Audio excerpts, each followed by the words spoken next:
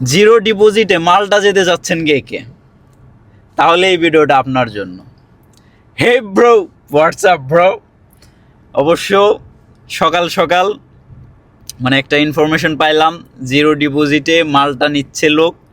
তো সেটা শুনে মানে খুবই উৎসাহিত হয়ে গেলাম, অফিসে গেলাম। অফিসে গিয়ে আলাপ আলোচনা করলাম, কথাবার্তা বললাম।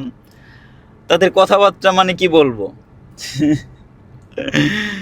মানে অফিসে গিয়ে কথা বললে বোঝা যায় আসলে এটার জন্য কতটা পজিটিভ কতটা নেগেটিভ।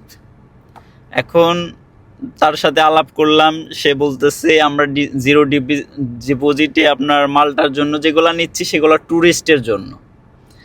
তারপরে আবার সেটার মানে আমি বললাম অ্যামাউন্ট কত। এখন সে বলতেছে অ্যামাউন্ট তো অনেক বেশি।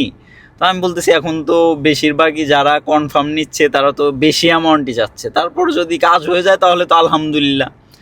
এখন সে বলতেছে কাজ হবে, 100% শিওর কাজ হবে, কিন্তু অ্যামাউন্ট বেশি। আমি বললাম কত? সে বলতেছে 48,000 কাতারি রিয়াল, মানে 48,000 রিয়াল ট্যুরিস্টের জন্য। তা আমি বললাম ভাই এর চাইতে তো আপনার সে অন্যান্য এজেন্সিগুলা 26,000 30,000 এর মধ্যে নিচ্ছে, তাহলে তো এরাই ভালো। বলতেছে এরা নিশ্চয়তার সহ মানে নিশ্চয়তা দিয়ে গ্যারান্টি দিয়ে নিতে পারতেছে না। আমি বলতেছি গ্যারান্টি তো সব কোম্পানি দেয়, আপনিও এখন গ্যারান্টি দিচ্ছেন, তারপরে 2 মাস পরে কী হবে ঠিক নাই। গ্যারান্টি তো সবাই দিচ্ছে, আপনিও দিচ্ছেন, অন্য কেউ দিচ্ছে।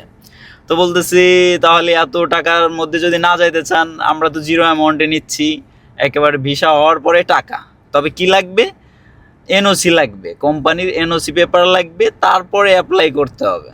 এখন এনওসি পেপার কোম্পানির থেকে নিয়ে আসলে আবার যদি আমার এদিকেও না হয় আবার পরে আমার কোম্পানির থেকেও চেঞ্জ হইতে হবে। মানে কত দিক থেকে মানে, যাই হোক, যারা বুঝবেন তারা তো বুঝবেন, আর যারা যাওয়ার ইচ্ছা অবশ্য তারা ট্রাই করতে পারেন এই কোম্পানিটাতে। তবে আমি বলবো এনওসি দিয়ে যদি আবার কাজ না হয় পরে আবার আর এক সমস্যা। সবাই গ্যারান্টি দেয় ভাই, গ্যারান্টি ছাড়া কোনো কোম্পানি আমি পাই না। তো এটাই। আর একটা বললো আপনার ননসেনজেন কি একটা কান্ট্রি বললো, কান্ট্রির নামও মাথায় আসতেছে না, ননসেনজেন বকতো। এখান থেকে নাকি আপনার ইউরোপ কান্ট্রির মধ্যে ঢুকে যাওয়া যাবে সহজভাবে। তা আমি বলতেছি কত লাগবে ওইটার জন্য? সে বলতেছে ওইটার জন্য নাকি 26,000 রিয়াল লাগবে। তা আমি বললাম এটা না হয় ঠিক আছে, কিন্তু আপনি যে 48,000 ট্যুরিস্ট ভিসার জন্য বললেন সেটা তো ভাই মেনে নেওয়া একটু কষ্ট হয়ে যাচ্ছে। তো যাই হোক, আপনারা যারা